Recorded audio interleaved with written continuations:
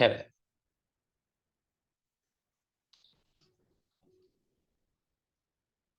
जी। खैर बहुत से पार्टिसिपेंट अभी जुड़े हैं, उनको मेरा अस्सलाम वालेकुम रहमतुल्लाहि व बरकातहू। हम लोगों को आज का एक पहला क्वेश्चन मिला है, जो कि नुसरत मैम ने पूछा है कि सिक्स स्टैंडर्ड से अगर यूपीएससी की तैयारी करनी है तो हमें कौन सी बुक पढ़नी चाहिए। इस ताल्लुक से इनका सवाल था। तो मैं आपको बताता चलूं कि जैसा कि मैंने अभी रिपीट किया कि यूपीएससी के लिए कौन कौन सी बुक्स पढ़ना से पहले किसी भी एस्पिरेंट को या टीचर को या पेरेंट्स को ये समझना जरूरी है कि एक यूपीएससी जो यूनियन पब्लिक सर्विस कमीशन है, जो ये एग्जाम को कंडक्ट करता है, वो दरअसल उसकी एक्सपेक्टेशंस क्या है, वो चाहता क्या है, वो चाहता क्या है। अगर हम इस बात को समझ ले तो हमें उसके लिए तैयारी करना आसान हो जाता है। जैसा कि एक हम इंटरव्यूअर के पास में जाते हैं और हम इंटरव्यू के लिए बैठते हैं, तो हम अगर वो एम्प्लॉयर हमारा जो चाहता है उसके हिसाब से अगर हम क्वेश्चंस के आंसर देते हैं तो हमें हमारा सिलेक्शन की गुंजाइश बढ़ जाती है। या जिस हिसाब से वहां पर वर्क प्रोफाइल है या जो भी जॉब प्रोफाइल है, उसकी हिसाब से अगर सुटेबिलिटी हमारी बनती है तो हमारे सिलेक्शन के चांसेस बढ़ जाते हैं। वरना हमें जितना भी टैलेंटेड हो या हम उसके ज्यादा जहीन साबित होते हैं, तब भी हमारा सिलेक्शन होना मुश्किल हो जाता है। तो इसीलिए बहैसियत टीचर और बहैसियत एस्पिरेंट बच्चे को भी और उसके पेरेंट्स को भी और उसके जो उसको मेंटोरिंग कर रहा है उनको भी ये जानना जरूरी हो जाता है कि दरअसल में यूपीएससी चाहता क्या है। तो मैं आपको बताता चलूं, यूपीएससी सिंपल वर्ड में मैं आपको कहूं तो यूपीएससी जो अदारा है जो एग्जाम को कंडक्ट करता है, प्रिलिम, मेंस और इंटरव्यू, इन तीन मरहलों के ऊपर, इन तीन स्टेप्स के ऊपर, और फाइनल मेरिट जो बनती है मेंस और इंटरव्यू के मार्क्स के ऊपर बनती है। तो जो यूपीएससी चाहता ये है कि आप, यानी जो एस्पिरेंट है उसके सामने जब आए और जो ऑफिसर बने, तो एक आईएएस ऑफिसर, आईपीएस ऑफिसर या आईआरएस ऑफिसर या दगैर जो भी पोस्ट उसको मिले, तो वो चूंकि आईएएस ऑफिसर एक क्लास वन पोजीशन होती है और एक जिले का बहुत ही बड़ा या सबसे बड़ा ऑफिसर जिसको कहेंगे हम लोग वो होता है। तो वो ये चाहता है कि ऐसी पोस्ट पर अगर कोई विराजमान होता है, कोई चाहता है, तो उसके अंदर मखसूस खुसूसियात हो। ये मखसूस खुसूसियात में ये हो कि वो इंसानों के लिए, इंसानों की पॉलिसी और इंसानों के लिए जो भी प्लान होते हैं उसको एग्जीक्यूट करने में सबसे बड़ा रोल उसका होता है। एक जिले का सबसे ज्यादा, सबसे बड़ा जिम्मेदार इंसान वो होता है। तो उसके अंदर ओनरशिप हो, रिस्पॉन्सिबल वो इंसान हो, वो ओनरशिप करता हो, रिस्पॉन्सिबिलिटी को लेता हो, सबसे पहली खुसूसियात उसके अंदर होनी चाहिए।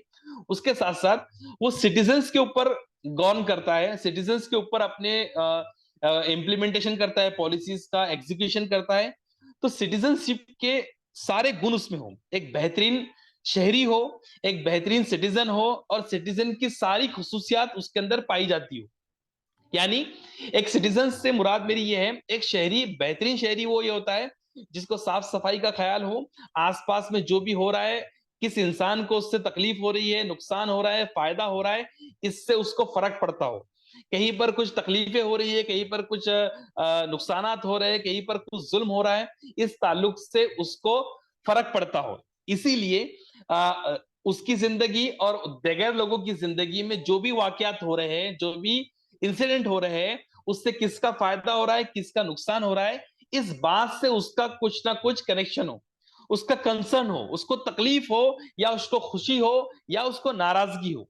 इस तरीके की चीजें एक सिविल एस्पिरेंट में होनी चाहिए। यानी एक अगर सपोज कहीं पर भूखमरी से लोग मरते हैं, कहीं पर कोई हमला होता है, वहां पर कुछ लोग हलाक होते हैं, तो उसके हलाक होने की खबर जो है, हर एक इंसानियत जिसके अंदर है उसको तकलीफ देती है।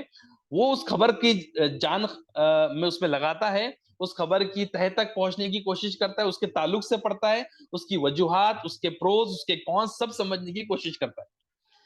किसी पार्टी का सिलेक्शन हो रहा है, किसी पार्टी में पार्टी इलेक्शन जीत रही है, इलेक्शन हार रही है, उससे क्या असरात होंगे, उसकी आइडियोलॉजी क्या है, वो कहां पर है, उसके मैनिफेस्टो में क्या लिखा हुआ है, इन सारी चीजों से फर्क पड़ता है इंसान और शहरी जिंदगी को।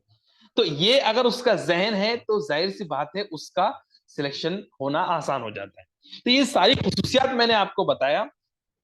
और एक इंसान के लिए बेहतर रास्ता क्या हो सकता है, बेहतर जीने का तरीका क्या हो सकता है, बेहतर सोच क्या हो सकती है, बेहतर बिहेवियर कैसा हो सकता है, एटीट्यूड कैसा हो सकता है, ये सारी खुसूसियात एक जिम्मेदार इंसान के अंदर होनी चाहिए। और यूपीएससी ये सारी चीज आपके अंदर है या नहीं है, इन चीज को चेक करता है एग्जाम लेकर।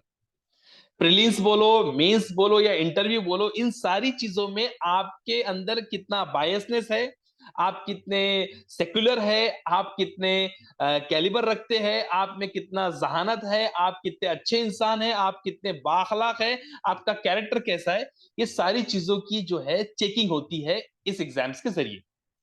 ओके। अब मैं आता हूं आपके रियल सवाल के ऊपर कि आपने पूछा था कि कौन सी बुक्स पढ़ी जाए जिसकी वजह से यूपीएससी की तैयारी में हमारा कंट्रीब्यूशन शुरू हो जाए 6th स्टैंडर्ड से। यानी 5वीं और 6ठी में अगर बच्चा है वहां से उसको तैयारी करनी है, तो बहुत सारे लोग कहते हैं और मिशन यूपीएससी और बड़े अलग अलग आईपीएस के मुहिम या आईएएस बनने की मुहिम छेड़ते हैं। तो वो एक चीज पे गौर फिक्र करते हैं कि जो यूपीएससी का सिलेबस है उसी को इंप्लीमेंट करने की कोशिश करते हैं 5th और 6th स्टैंडर्ड से, जो कि सही तरीका मेरे हिसाब से नहीं है। मेरे हिसाब से सही तरीका जो है यूपीएससी की तैयारी का, वो ये है कि बच्चे को पहले उसके अंदर खुसूसियात को या क्वालिटीज को या कैरेक्टरिस्टिक्स को डेवलप किया जाए। वो कैरेक्टरिस्टिक को डेवलप करना ये है कि उसके अंदर डिसीजन मेकिंग हो, उसके अंदर विजन हो, उसके अंदर पेशेंस हो, उसके अंदर परसिवरेंस हो, उसके अंदर हर चीज को हार्ड वर्किंग करने का या अपने एम या गोल को पाने का एक उसके अंदर एक जुस पाया जाता हो, उसके अंदर कंसिस्टेंसी हो, उसके अंदर टाइम मैनेजमेंट हो, उसके अंदर जिम्मेदारी हो। ये क्वालिटीज आपको धीरे धीरे डेवलप करनी पड़ेगी। ओके। इसके लिए अच्छी अच्छी सोहबत, अच्छी पेरेंटिंग, अच्छी अच्छी किताबें पढ़ना, किताबें पढ़ने का शौक, जिससे उसकी पर्सनैलिटी निखरेगी और पर्सनैलिटी उसकी बनेगी। तो बेहतरीन तरीके से अगर बच्चा चाहता है कि उसको बड़े बड़े लोगों की उस साइकोलॉजी को स्टडी करे, साइकोलॉजी के ऊपर बायोग्राफी के ऊपर जो भी किताबें हैं उनको पढ़ना शुरू कर दे। और साथ साथ सक्सेसफुल लोगों ने अपनी किताबों में सक्सेस का जो फॉर्मूला पुट किया है उसको पढ़ना शुरू कर दे। जैसा कि एपीजे अब्दुल कलाम की द विंग्स ऑफ फायर है, या अलग अलग लोगों की, स्टीव जॉब्स की, या अलग अलग जो भी की बायोग्राफी जो लिखी गई है, उनके अंदर उन्होंने कौन कौन सी गलतियां की है, कौन कौन सी अच्छी खुसूसियात के हासिल करने के लिए उन्होंने स्ट्रगल किए हैं, इस सब चीजों का अगर बच्चा पढ़ता है शुरुआती दौर के अंदर, तो उसके लिए यूपीएससी के लिए तैयारी करना बड़ा आसान हो जाता है। ओके। और यूपीएससी के सिलेबस पॉइंट ऑफ व्यू से देखा जाए तो यूपीएससी जो कि ज्यादातर मुनसर करता है एनसीईआरटी के सिलेबस से। तो 5th स्टैंडर्ड से 12th स्टैंडर्ड तक history, geography, economics, Indian polity, science वगैरह की सारी बुक्स, इन्वायरमेंटल साइंस, इन सब की बुक्स अगर बच्चा पढ़ना शुरू कर देता है तो उसके बेस या कॉन्सेप्ट क्लियर होता है। जब उसका कॉन्सेप्ट क्लियर होता है तो उसको बड़े बड़े फैक्ट्स और कॉन्सेप्ट समझना में आसानी होती है। तो इसीलिए पहले एनसीईआरटी से शुरुआत की जाए। और एनसीईआरटी की बेसिक बुक जो होती है हिस्ट्री ज्योग्राफी की, ये मैं इसलिए बता रहा हूं कि यूपीएससी क्यों चाहता है कि आपका फिजिक्स, केमिस्ट्री, इंडियन पॉलिटी वगैरह स्ट्रांग हो। ये सारी चीजें एक इंसान की जिंदगी से रिलेटेड होती है, इसीलिए एनसीईआरटी की बुक सबसे पहले पढ़ना जरूरी है। एनसीईआरटी की बुक्स अगर आपकी धीरे धीरे थोड़ी खत्म होती है तो आप न्यूज़पेपर के ऊपर जाए और साथ ही साथ न्यूज़पेपर पढ़ना शुरू कर दे। न्यूज़पेपर में एडिटोरियल पढ़ना बहुत जरूरी है। एक मराठी पेपर हो, एक इंग्लिश पेपर हो। इंग्लिश पेपर में द हिंदू हो, और मराठी में आपका महाराष्ट्र टाइम्स हो या लोक सत्ता हो। इनको अगर महाराष्ट्र में रहते हैं तो ये दो पेपर की कंसिस्टेंट पढ़ाई चाहिए। लेकिन कभी कभी एडिटोरियल समझ में नहीं आता है बच्चों को। वो समझ में इसलिए नहीं आता है कि उसकी टर्मिनोलॉजी, उसके कॉन्सेप्ट थोड़े नए होते हैं, थोड़े पेचीदा होते हैं।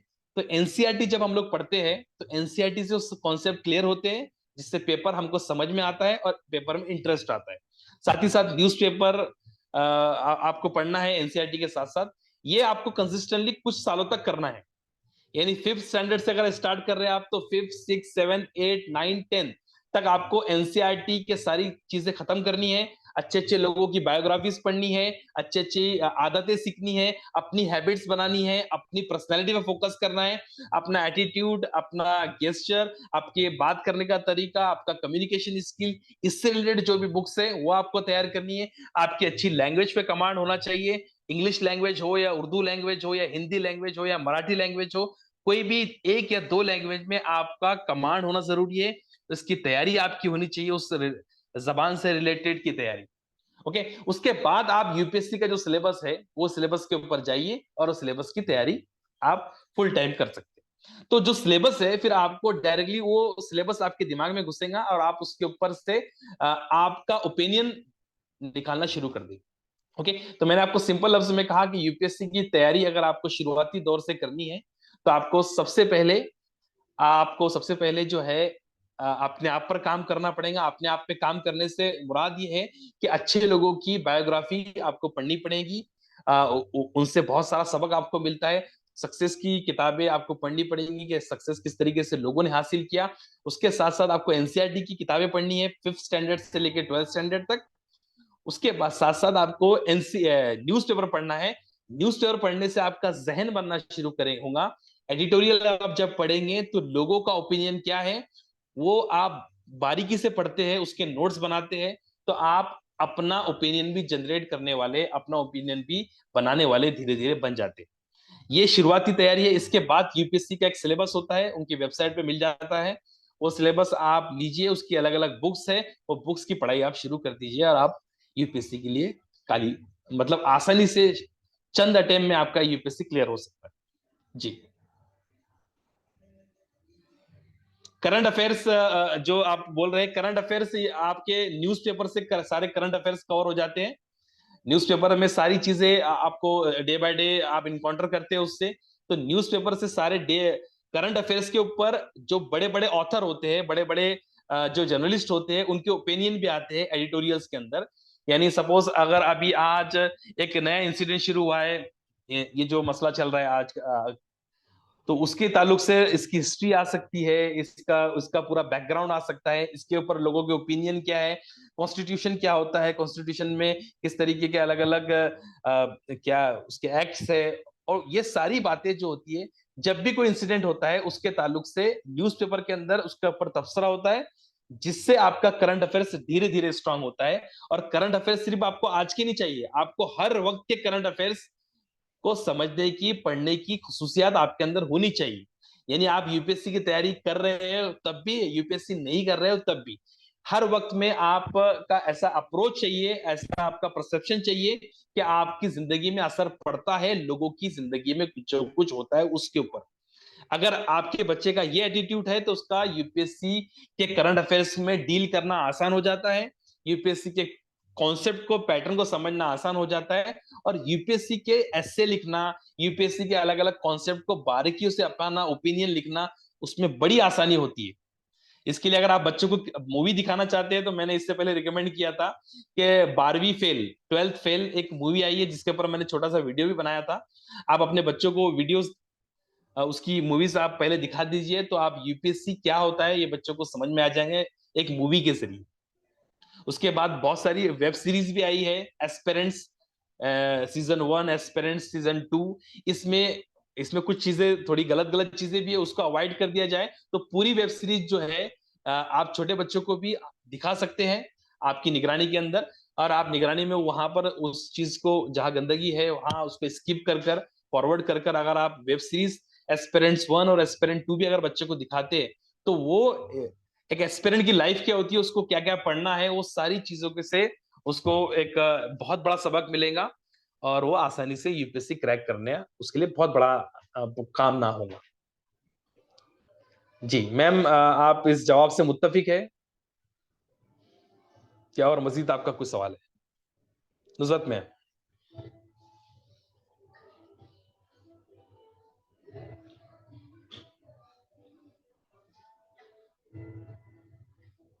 नुसरत मैम, आपका सवाल का जवाब आपको मिला?